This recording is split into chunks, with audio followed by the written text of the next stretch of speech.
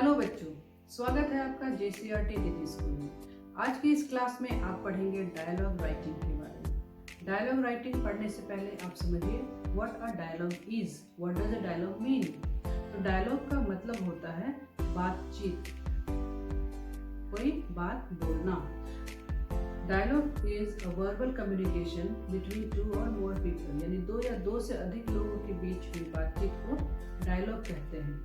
When the dialogue comes to the writing form, यानी जब आप डायलॉग को पेपर में लिखते हो तो that is called dialogue writing। यानी डायलॉग राइटिंग बातचीत का संपूर्ण प्रस्तुतिकरण होता है। प्रस्तुतिकरण कहाँ होता है? पेपर पे। Dialogue writing exposes the traits of the character, their emotions and their motives, but at the same time it establishes the relationship between the speakers।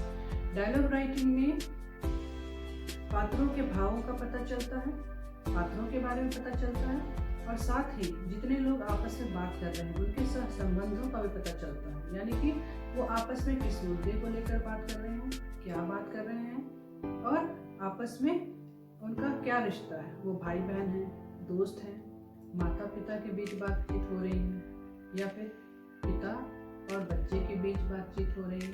तो ऐसे कई सारे रिश्ते होते हैं जिनके बीच हमेशा बातचीत होते रहती है। तो उन्हीं की बातचीत के क्रम को जब हम सजाकर पेपर पर लिखते हैं तो that is called dialogue writing. Dialogue writing लिखते समय हमें किन बातों का ध्यान रखना चाहिए, हमें इस चैप्टर में ये सीखना है। ठीक है, आपके क्लास के इंग्लिश बुक में एक चैप्टर है द 4 पपेट्स। वहाँ पे बहुत सारे पात्र हैं जो आपस में बातचीत कर रहे हैं। तो उन्हीं की बातचीत के क्रम को हमने यहाँ पर एग्जाम्पल में लिया है जो आप आगे देखेंगे। अभी आप यह सीखेंगे कि डायलॉग राइटिंग लिखते समय to what things should we take care of, किन बातों का हमें ध्यान रखना चाहिए डायलॉग राइटिंग में। तो सबसे पहला है कि डायलॉग राइटिंग हमेशा डायरेक्ट स्पीच में लिखा होता है। ठीक है, नरेशन में जो डायरेक्ट स्पीच आपने पढ़ा था उसमें ये था कि स्पीकर के द्वारा जो भी कहा जाता है वह कोटेशन के बीच में होता है। That is written between the inverted commas and the name of the speaker is mentioned outside the inverted comma. ठीक है, यानी इन्वर्टेड कॉमा के बाहर स्पीकर का नाम होता है और अंदर में उसके द्वारा जो कहे वाक्य होते हैं वो लिखे होते हैं। डायलॉग राइटिंग भी डायरेक्ट स्पीच में लिखा होता है, लेकिन डायरेक्ट स्पीच में इन्वर्टेड कॉमा थे और डायलॉग राइटिंग में इन्वर्टेड कॉमा नहीं होगा। तो फिर कैसे लिखेंगे डायलॉग राइटिंग? तो स्पीकर का नाम पहले लिखा जाता है, फिर डैश देकर उसके बाद फिर उसने जो कहा वो वाक्य लिख दिया जाता है। दूसरी बात जिसका हमें ध्यान रखना है डायलॉग राइटिंग में वह है पंक्चुएशन। पंक्चुएशन के बारे में आपने पढ़ा है। पंक्चुएशन जैसे full stop, comma, exclamatory sign, question mark. तो पंक्चुएशन मार्क्स सेंटेंसेस को भाव प्रदान करते हैं, यानी कि किस इमोशन के साथ, किस भाव के साथ वो सेंटेंस कहा गया है वो पंक्चुएशन मार्क्स इंडिकेट करते हैं।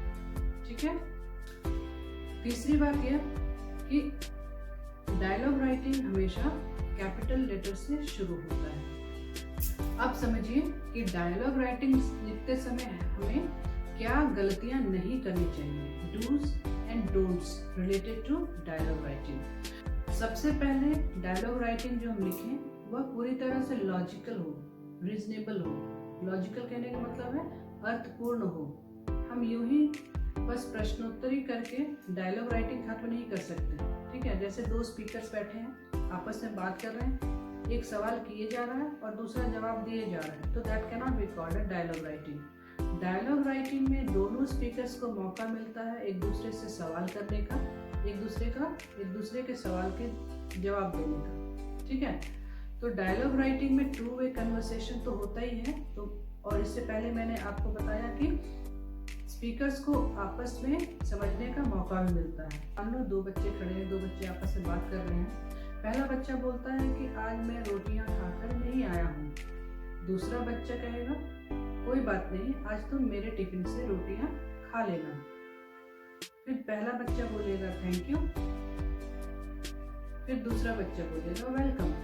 ओके, तो ये हुआ एक लॉजिकल वे में dialogue writing, that is called a logical conversation. लेकिन अगर पहला बच्चा बोल रहा है आज मैं रोटियां खाकर नहीं आया हूँ, दूसरा बच्चा बोलेगा आज होमवर्क नहीं करना है, ठीक है, तो पहले बच्चे के सेंटेंस में और दूसरे बच्चे के सेंटेंस में कोई कनेक्शन या लॉजिकल रिलेशनशिप नहीं है, दोनों एक दूसरे की बातों को नहीं समझ रहे हैं, है ना।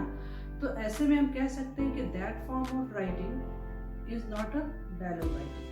ओके, दूसरी बात जो हमें डायलॉग राइटिंग में बिल्कुल नहीं करनी चाहिए वह है over use of the dialogue, repetition of the dialogue, यानी एक ही डायलॉग को हम बार बार उसमें नहीं लिखेंगे और नहीं लिखना चाहिए। और सबसे आखिरी बात यह कि डायलॉग राइटिंग में नरेटर होते हैं। नरेटर की क्या भूमिका होती है डायलॉग राइटिंग में, आप आगे की वीडियो में देखेंगे। तो चलिए चलते हैं ओंग और उसके पपेट्स के पास, उनकी बातें सुनते हैं और उनके बीच जो बातचीत होती है उनको डायलॉग में हम कैसे उतारेंगे वो सीखते हैं। चलिए सफर शुरू करते हैं। बच्चों, आपने द 4 पपेट्स स्टोरी पढ़ा, जो कि एक बर्मीज फोक टेल है। वैसे मैं बता दूं कि बर्मा अब म्यांमार के नाम से जाना जाता है, but earlier it was named Burma, और बर्मा के रहने वालों को बर्मीज कहा जाता है। इसी चैप्टर से एक वार्तालाप ली गई है जिसको डायलॉग में कैसे लिखा जाता है यह मैं आपको यहाँ पर बताऊंगी। डायलॉग राइटिंग में नरेटर एक अहम भूमिका निभाते हैं। वे वार्तालाप में शामिल लोगों की बातचीत के बारे में बताते जाते हैं। Means the narrator introduces the characters activity to the readers. The speakers in this dialogue are holy hermit, king of gods and Onge.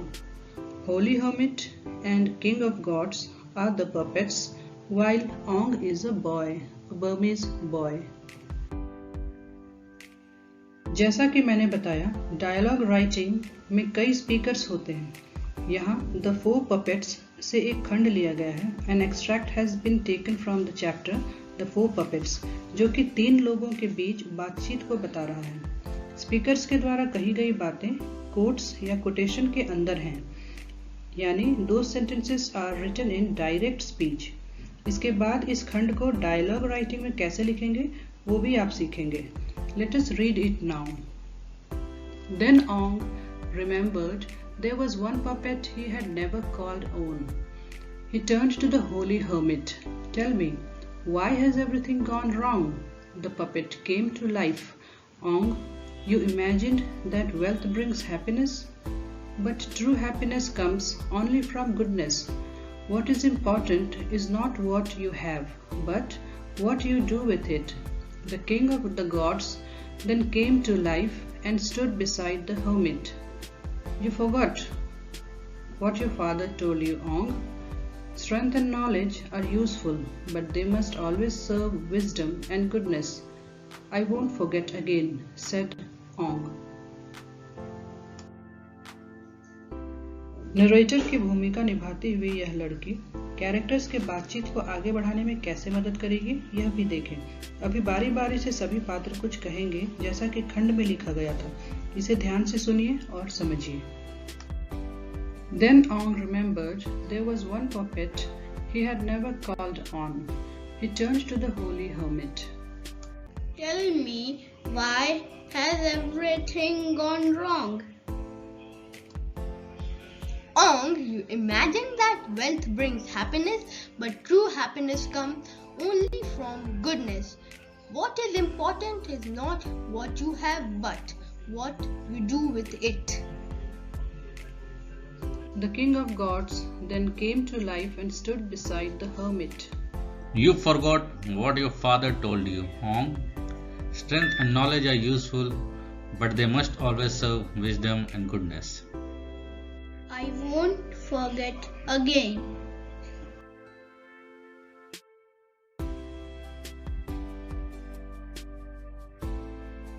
Narrator. Then Ong remembered There was one puppet he had never called on. He turned to the holy hermit.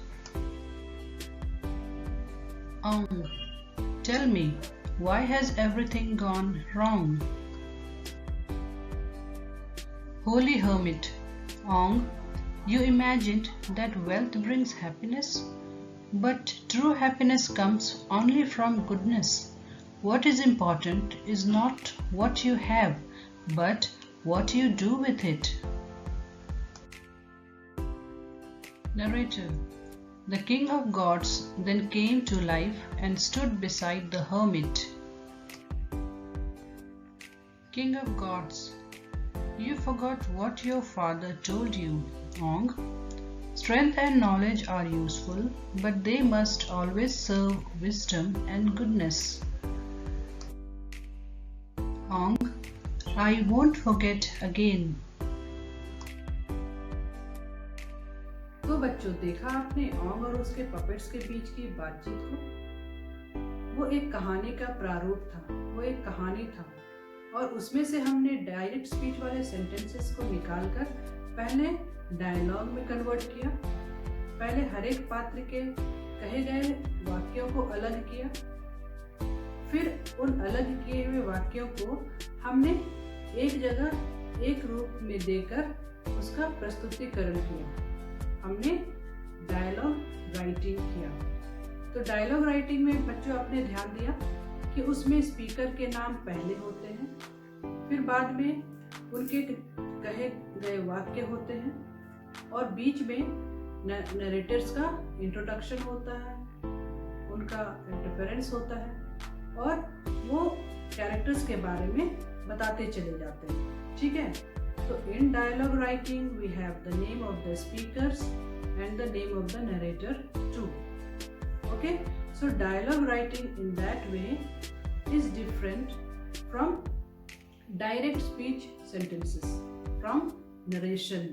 Okay, direct speech वाले sentence dialogue writing में होते हैं, but without inverted commas. इस बात को आप ध्यान रखिएगा। बात यह कि डायलॉग राइटिंग रीजनेबल हो, लॉजिकल हो। सो इसी बात के साथ आज की क्लास यही खत्म मैं करती हूँ। चलिए, बहुत बहुत धन्यवाद आपका।